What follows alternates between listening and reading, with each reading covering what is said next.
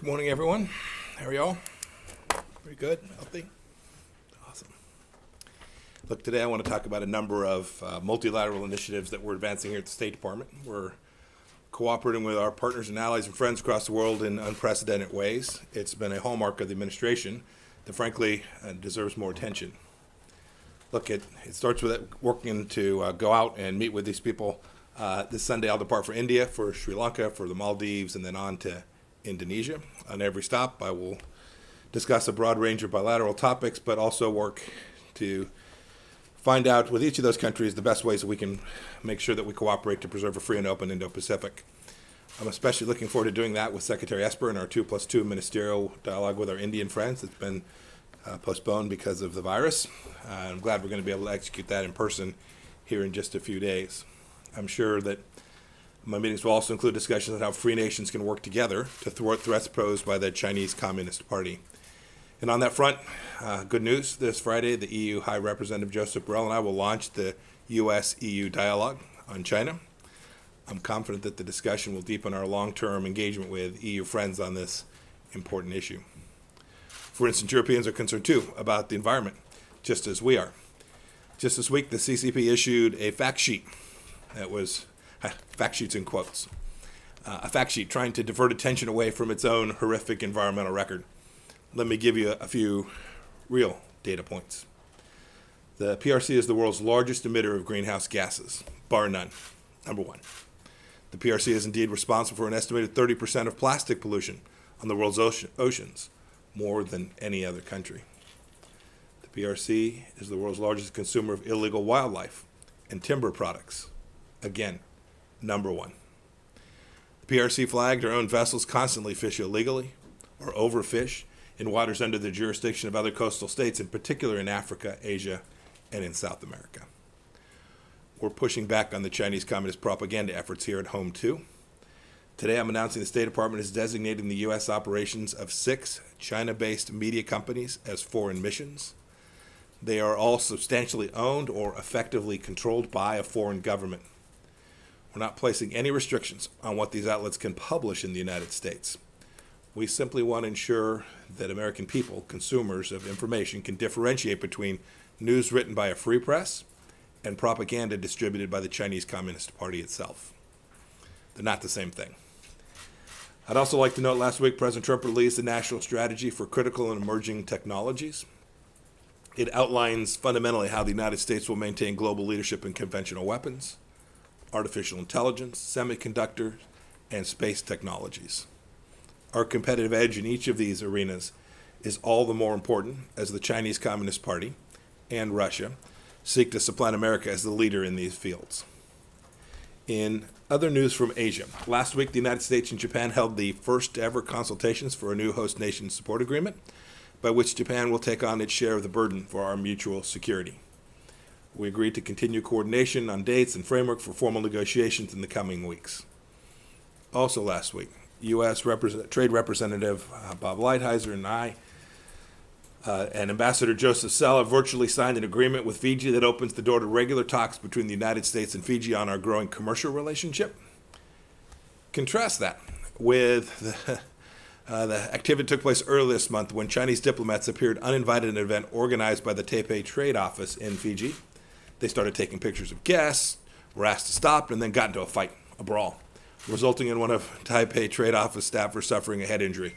We wish our Taiwanese friend a healthy, safe recovery. This isn't, unfortunately, the first time we've heard allegations of Chinese diplomats behaving inappropriately. Shifting gears to Russia, President Trump has made clear that the New START treaty by itself is not a good deal for the United States or our friends or allies. Only 45% of Russia's nuclear arsenal is subject to numerical limits posing a threat to the United States and our NATO allies. Meanwhile, that agreement restricts 92% of America's arsenal that is subject to the limits contained in the New START agreement. And China, of course, is not bound at all. 0% of their weapon systems are governed and restricted by the New START agreement. What we've proposed to extend that agreement would be historic. It'd be a great achievement. Russia has agreed in principle to freeze all of its nuclear warheads. We're very pleased about that. But we need to make sure that U.S. and Russian negotiators get together just as soon as possible to continue to make progress to finalize a verifiable agreement. Turning to the Middle East. Last week, the United States government pulled off an outstanding collaborative effort to bring home 2 U.S. citizens held hostage by the Houthis in Yemen. Both had an emotional reunion with their families, and I am happy to report they're both doing well. My deepest condolences go out to the family of a third American who died while in captivity, but whose remains have now been repatriated. We're very grateful for the diplomatic help we received from the leaders of Oman and Saudi Arabia so that we could get these Americans back home. Indeed, as you've all seen, we've enjoyed excellent cooperation with our Gulf partners in this administration. Yesterday, I led the first ever United States-United Arab Emirates strategic dialogue, and we look forward to continue to work with our Emirati partners to make the Expo 2020 Dubai a real success. Treasury Secretary Mnuchin just concluded a historic trip to Israel, Bahrain, and the United Emirates and Qatar, a trip which included signing additional agreements under the Abraham Accords. It also featured the first ever Israel direct flight to Bahrain and the first ever commercial flight from the Emirates to Israel. We hope such flights become routine. We expect that they will. On Iran. This week we made good on our promise made in June that when we said we would sanction commercial entities doing business with the Islamic Republic of Iran regime and their shipping lines. 6 entities and 2 individuals have now been designated. It's a warning to anyone doing business with this company. In Iraq last weekend, Iran-backed terrorists burned down the Baghdad headquarters of the Kurdistan Democratic Party, and a second group murdered 8 Sunni Arabs in Saladin province.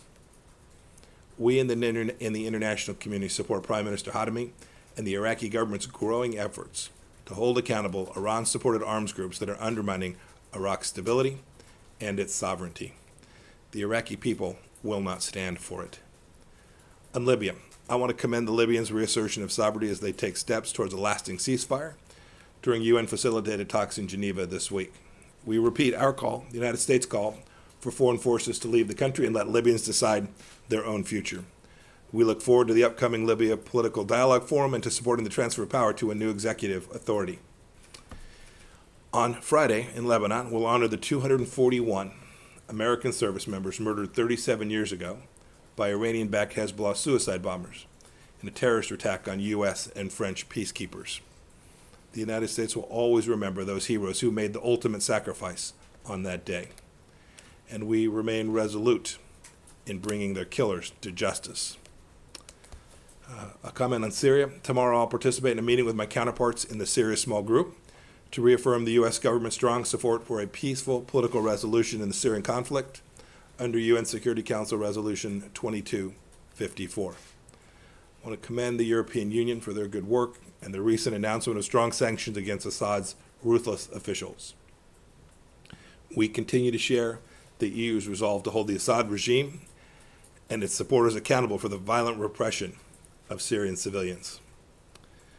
A bit closer to home, we've consistently supported the Bolivian people and the right to freely, fairly choose their government. We congratulate President-elect Luis Arce on his victory and look forward to working with the elected government for a hemisphere of freedom and prosperity.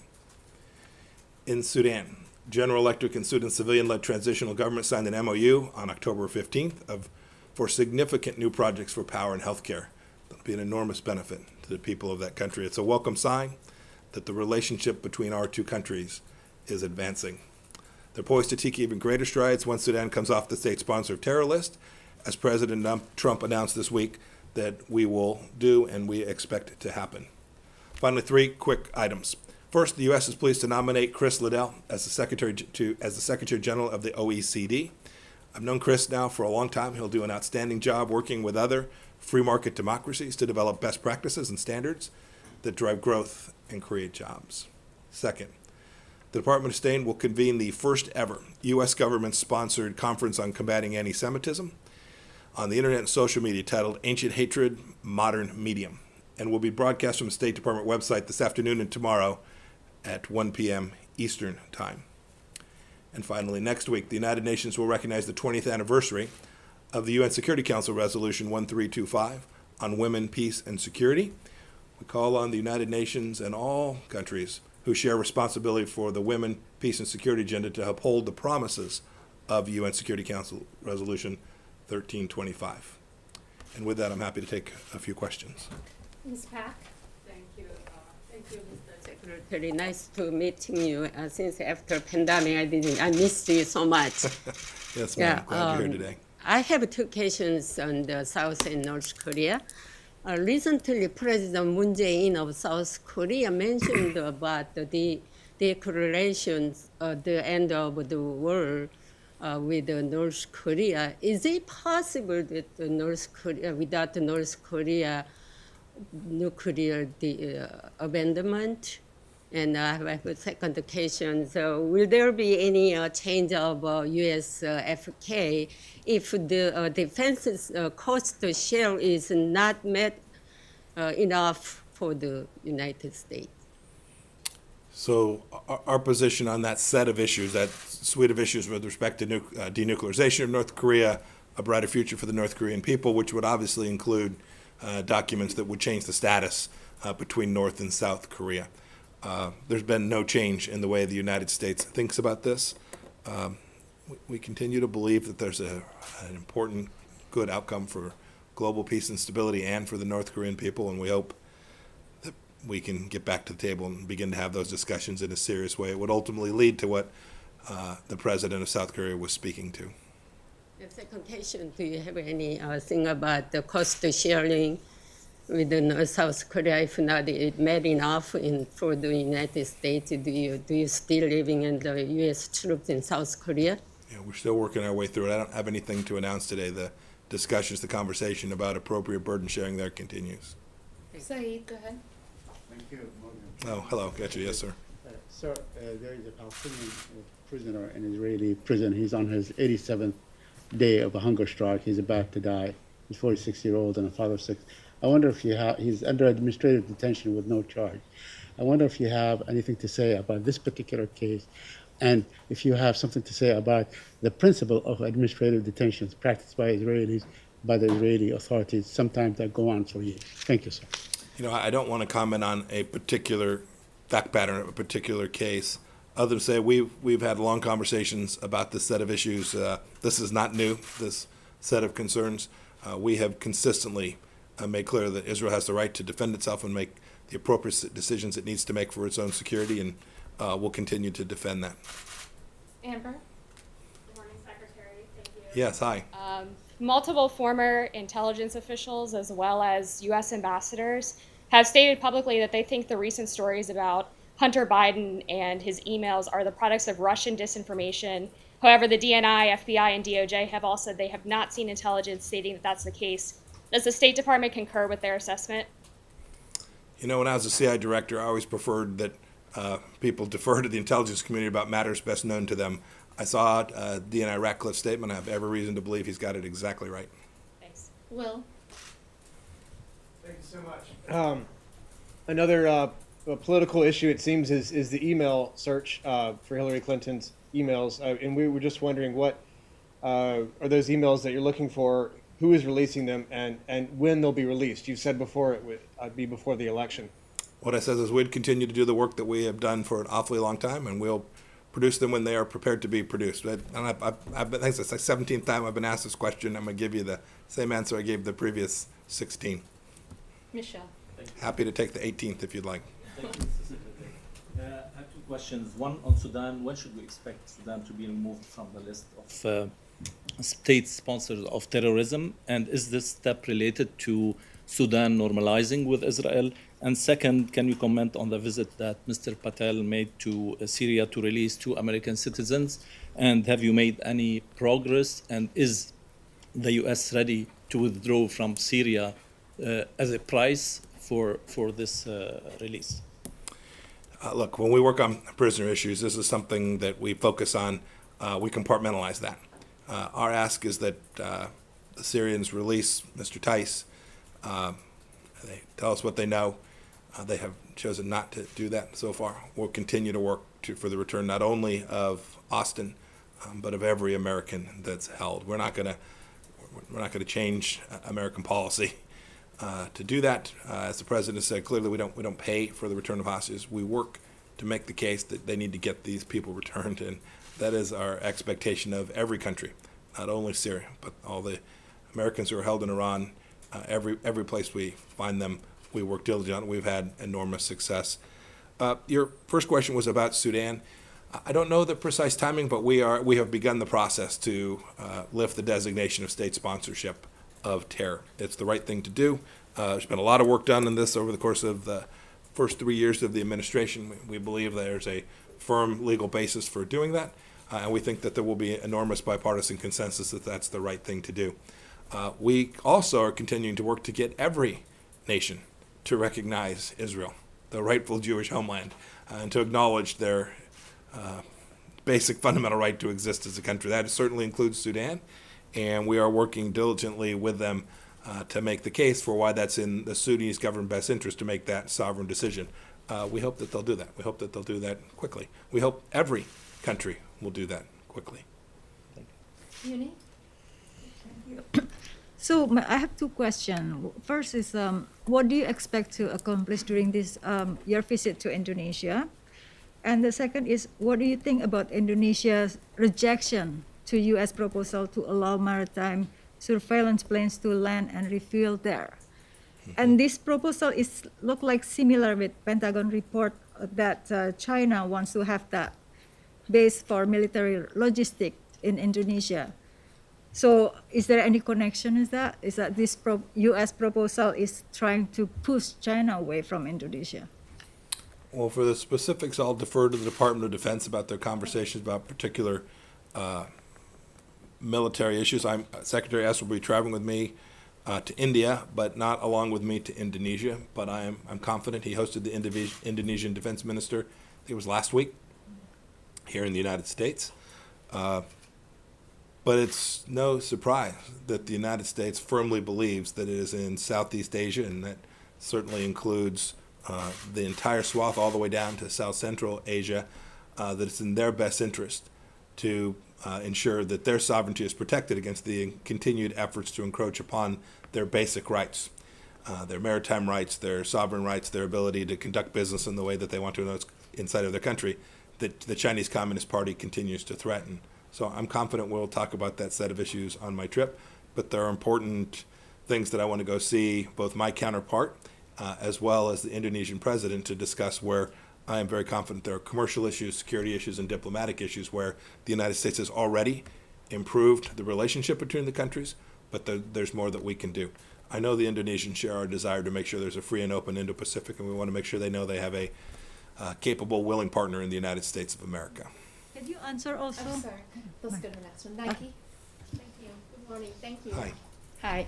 Hi. Armenia and Azerbaijan, what do you hope to achieve from your meetings on Friday with the foreign ministers from Armenia and Azerbaijan? Would the United States broker another ceasefire?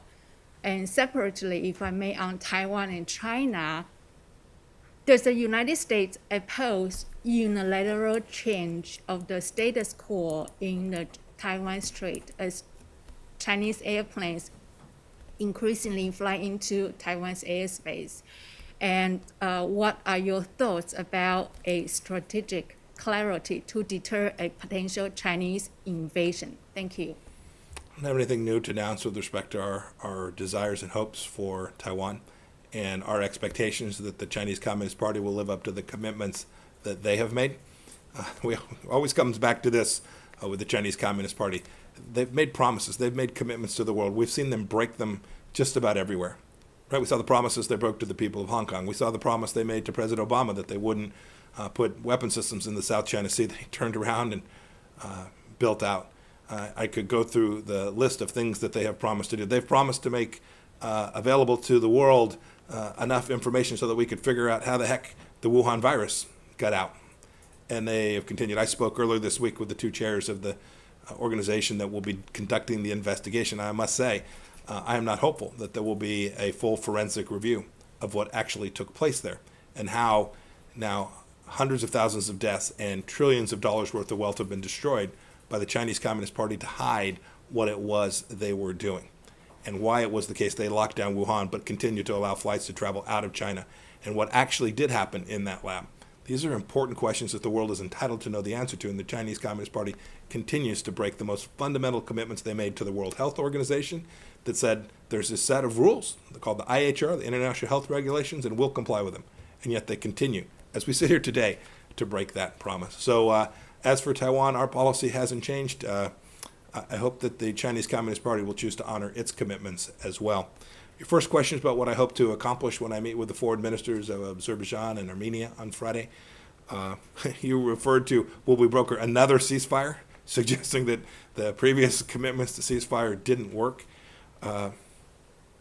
It's a complicated situation on the ground. It's a complicated diplomatic situation, and our view remains, as does the view of nearly every European country, that the right path forward is to cease the conflict, tell them to de-escalate, that every country should stay out, provide no fuel for this conflict, no weapon systems, no support.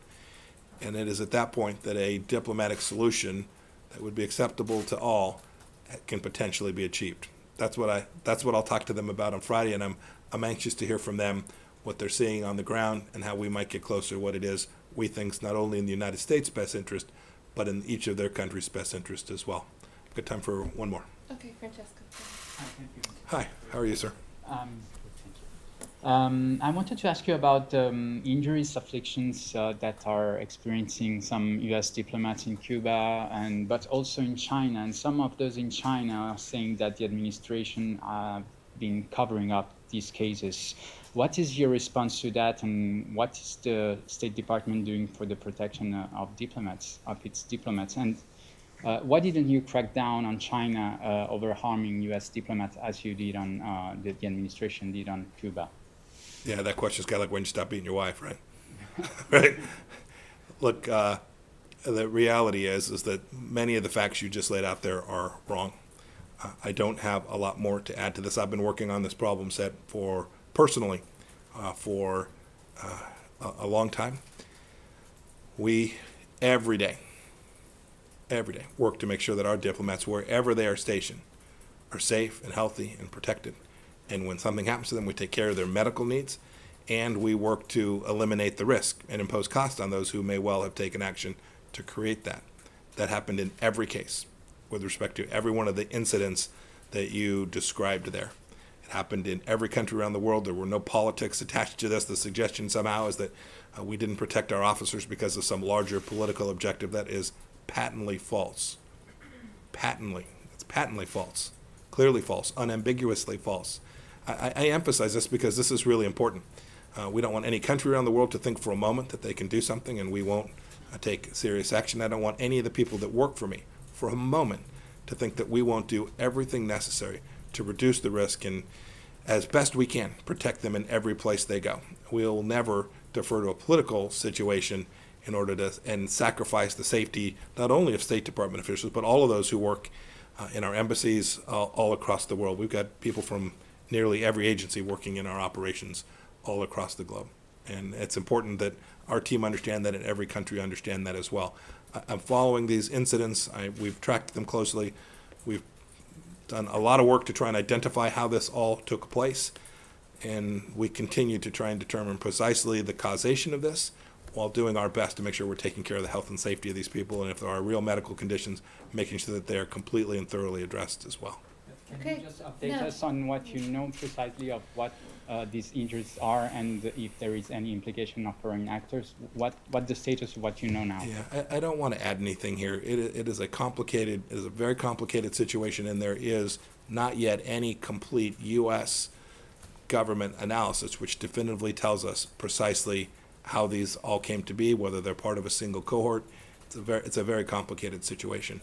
There are multiple theories, and you should know there are significant U.S. government resources now, 3+ years on, devoted to getting to the bottom of this and then holding those responsible accountable should we determine that that's required. Thanks, everyone. Great. Thanks, everybody. Thank Thank you all. Have a good day.